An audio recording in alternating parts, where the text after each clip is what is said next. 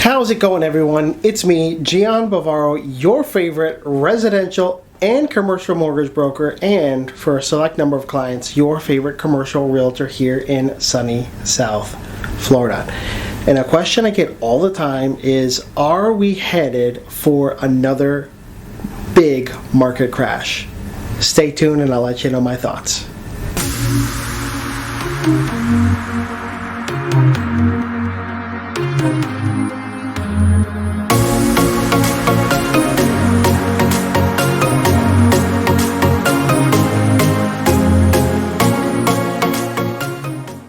Okay, everyone, so are we headed for another crash like 2008, 2009?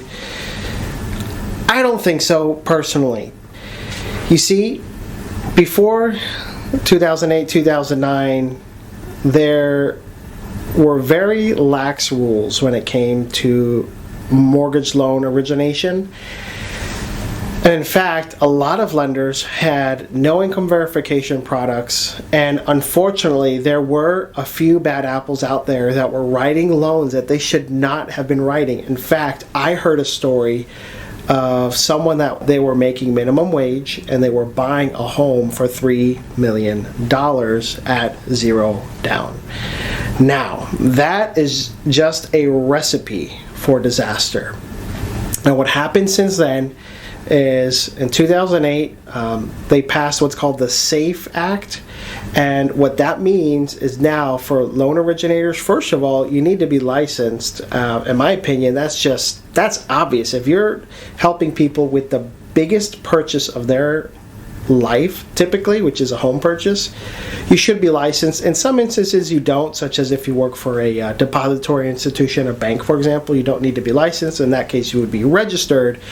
But they put in licensing requirements for mortgage loan originators, and when a lot of the older folks have been staying in their homes and not selling their homes, which, in my opinion, has caused and contributed to a major portion of the inventory shortage, combined with the fact that rates are higher than they were in the past. Rates are currently sitting around the 6% range.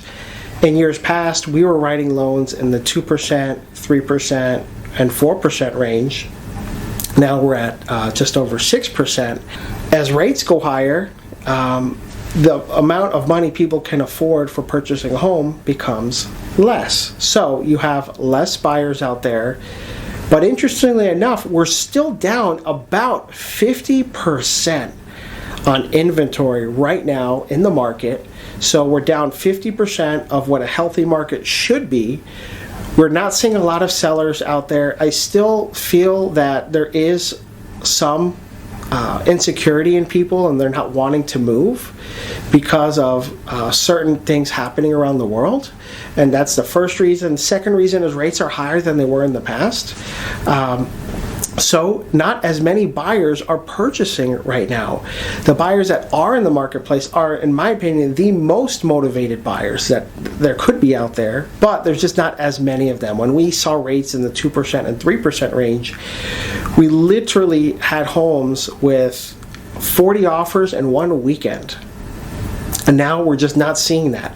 We're seeing a lot less offers on homes. Still, not enough homes, but not as many buyers. So I like to look at things glass half full.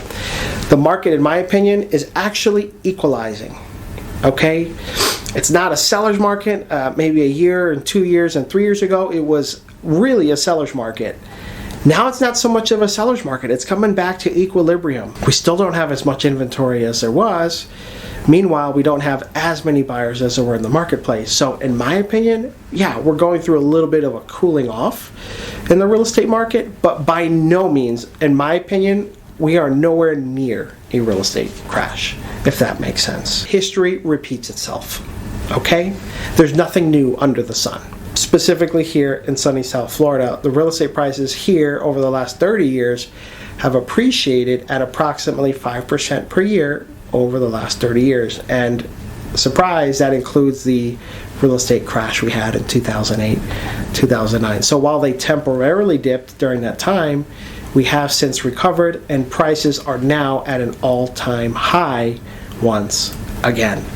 So if you have been thinking about buying, and if you've been waiting for that real estate crash to happen, I would tell you, if you're able to do so, buy today. Don't wait to buy real estate and wait. One of my favorite sharks from Shark Tank said that, Barbara Corcoran. Buy real estate and wait. I have seen homes in 2020, the beginning of 2020, middle of 2020.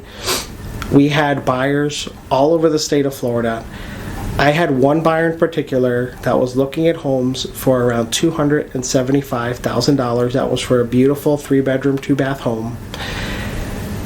And she was looking at it and she says, oh, I don't know if I want to spend so much. Meanwhile, rates were in the 2% range at this time. Sitting on the sidelines, not looking to purchase. She thought the rates were too high. She thought the prices were too high. She waited. Now rates are over 6%, and that same house is going for over $500,000. So the lesson to be learned, right? They say a wise man learns from his mistakes, but a wiser man learns from the mistakes of others. Don't wait to buy real estate. Buy real estate and wait. When rates come down, you are able to do what's called a refinance.